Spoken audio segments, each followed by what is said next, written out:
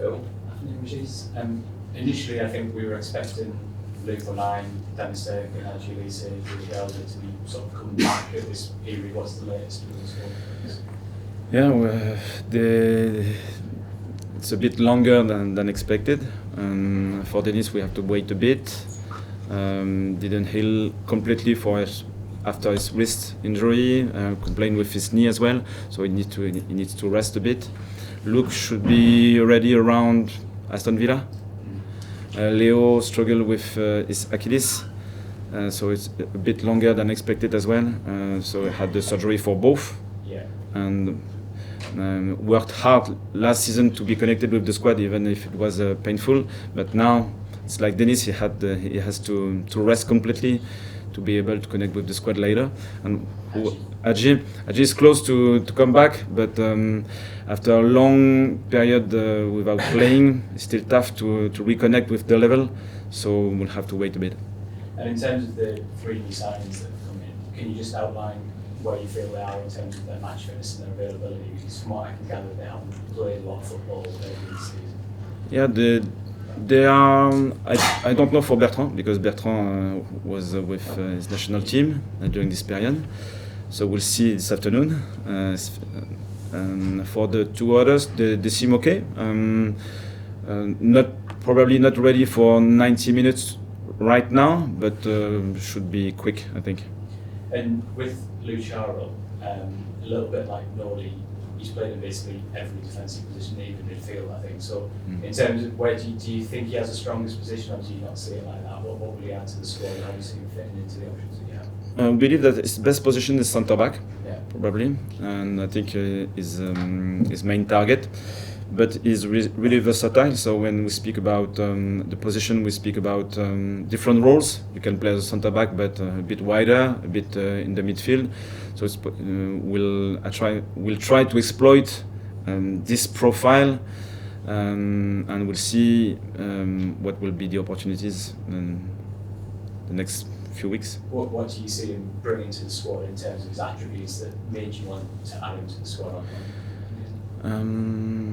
I think he's really well-rounded, so can defend, can attack. His versatility helps us to build up the play, and he can manage different positions through the positional play as well. So we'll see, because it's just about 2 or 5 or 6 training sessions now, and the analysis, the video analysis. So now the experience will add some different layers. And since we last spoke, a couple of players have got out on loan, but you still have quite a lot of players who I think you would have liked to have found another club for. Are you still hopeful that you might be able to find a move for some of these players, or are you having to come up with a kind of contingency plan for how you manage that between now and June? Maybe 1 or 2 opportunities are still possible, but after that they will be around the squad. So the current process is still the same. We need 20, 21, 22 players to organize a session. So the players after 23, 24, 25 depends on the injuries, the way we can manage the load. So we can have 2 or 3 more involved in the process. After that, you have to train with the second squad. When we talk about the attacking options, Regis, there were times last season, not really often, but there were times when you played with a 2. You changed formation, you played with two central strikers.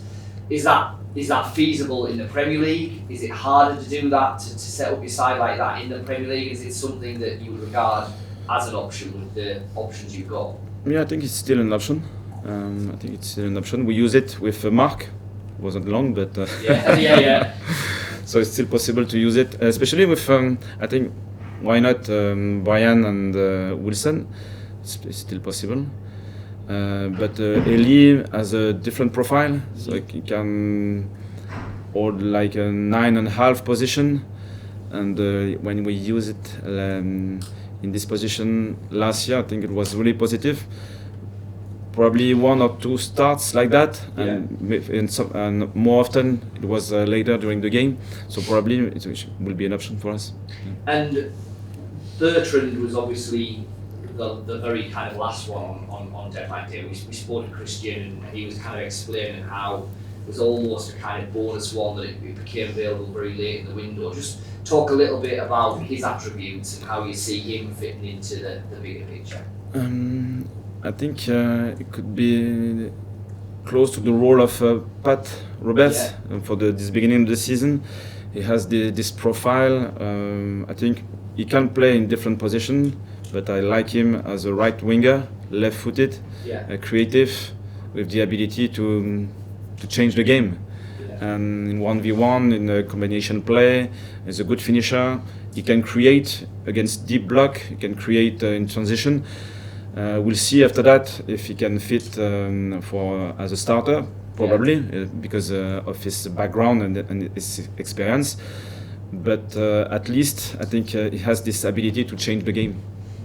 And just touching on what you were saying to Phil there about Dennis, how much of a worry is it that he's had a lot of injury issues now in kind of the last year and a half? Are we at the stage now where you've almost got to step back a bit and just give his body time to get right?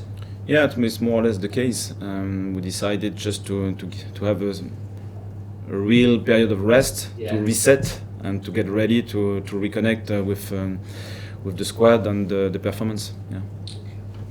I just want to ask, last year obviously won promotion. When you come in as a manager and you want to implement your style of play, are you limited with what you can do in terms of your vision of how you want to play with the players that you have at your disposal? So now that you've brought in a more established group at Premier League level, are you able to sort of do things this season that you weren't able to do last? Yeah, I always connect my ideas with the players we have. It's always connected, and my idea is to create an environment to exploit the talent we have. So last season we had a specific squad, and it was possible to do many things and impossible to do other things, and it will be the case this season. And it's connected with the opposition as well, because you always have a different squad to face with, and so this balance is not easy to find, but we work together, and through different experience maybe we can push this idea on here. It's not easy to go further, so it's always this combination. I mean, with the players that you've brought in as well, has it given you new sort of thoughts since they've come in about what you might be able to do that you might not have expected? Yeah, many things different. So, for example, if we think about Granit is a really strong player. So we can imagine different things now with this kind of player at that level. Probably it will influence a player like Dan because he's younger. But when you played 10 years, 12 at that level, obviously you are able to do many things on the pitch and inspire other players to become the same. So it's a good example. It's still early, but have you seen that from the likes of Dan and the players who were here last year? Have you seen an improvement in levels? Yeah, it would be the case for everyone, because the standards are really high. So until you don't know these standards, I think you can create by yourself with this kind of player. It's possible to achieve something different. Hi, Regis. Are you looking at the free agent market, or have you got enough signings now, at least till January? No, it's closed. Yeah. So that's closed. And the other thing is, you've got obviously so many new players all together. Are you encouraging them to sort of socialise away from the club, or do they have to sort of tell each other their life stories sitting at the club just to try and bond in that? Yeah, I think it's more or less natural because the connection between them is really powerful right now.